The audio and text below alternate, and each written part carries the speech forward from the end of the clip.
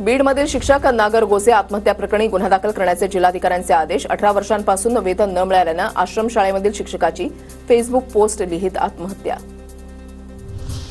जाहिरातींच्या घोटाळ्यामुळे एसटीचे नुकसान, कंत्राटदारानं 8 महिन्याचं भाडं जमा केलं नसल्याचं समोर। एका प्रकरणामध्ये 9,50,00,000चा घोटाळा झाल्याचंही उघड। ठाणे जिल्ह्यामधल्या शहापूरमध्ये भीषण पाणी टंचाई। पाणी आणायला गेलेला 14 वर्षीय मुलगा तळ गाठलेल्या विहिरीमध्ये पडला। विहिरीमधील दगडांमुळे मुलगा जखमी। सीसीआयनं कापूस खरेदी बंद केल्यानं शेतकऱ्यांच्या अडचणीमध्ये वाढ। सरकारी खरेदी केंद्र बंद झाल्यानं कापसाचे दर आणखी पडण्याची शेतकऱ्यांना भीती।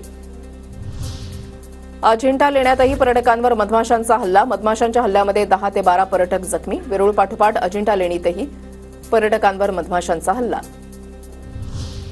शिवनेरीवर सलग दुसऱ्या दिवशी पर्यटकांवर मधमाशांचा हल्ला। शिवजन्मोत्सव साजरा होत असताना 15 ते 20 जणांवर हल्ल्याची घटना।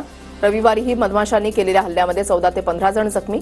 वन विभागाकडून पर्यटकांना शिवनेरी गडावर जाण्यास बंदी। बीडमध्ये विमानतळाची अजित पवारांकडून घोषणा। धनंजय मुंडेंनी मानले अजित पवारांचे आभार। दादांचा व्हिडिओ ट्विट करत मानले आभार। विदर्भात पुढील 2 दिवस उष्णतेची लाट कायम राहण्याचा अंदाज। चंद्रपूर वर्धा जिल्ह्याला ऑरेंज अलर्ट, तर अकोला अमरावती नागपूरला येलो अलर्ट, तर मुंबईच्या तापमानामध्ये मोठी घट। सिडकोच्या माझे पसंतीचं घरमध्ये कमी क्षेत्रफळाची घरं देण्यात आल्याचा आरोप। माहिती पत्रकामध्ये दिलेल्या क्षेत्रफळाचीच घरं द्यावी। संदीप नाईक यांची सिडको प्रशासनाकडे मागणी।